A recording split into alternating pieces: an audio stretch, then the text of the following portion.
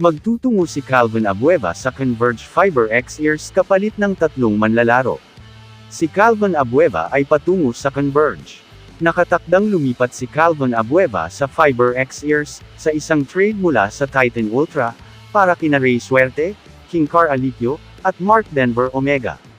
Ang trade ay naghihintay ng pag-aproba mula sa PBA Commissioner's Office. Tuldok. Nakuha ng Converge si Calvin Abueva, kasunod ng isang landmark conference, kung saan siya ay isang kandidato para sa Best Player of the Conference. Makakasama na rin ni Calvin Abueva ang kanyang ama-amahan, na Dennis Delta Pineda, na nakadiscover sa kanya sa Pampanga, at kasalukuyang coach ng Converge. Noong nakaraan mga araw nga, sa pahayag ni Sir Snow Badwa, 6 ang gusto kumuha ng serbisyo ni The Beast. Ito ay ang NLEX, Phoenix, Converge, Rain or Shine, Bulkwater at ang Ginebra. At ayun na nga, natapos na din ang kaka-request ng trade ni Calvin Abueva sa Titan. At patungo na siya sa Converge Fiber X Ears.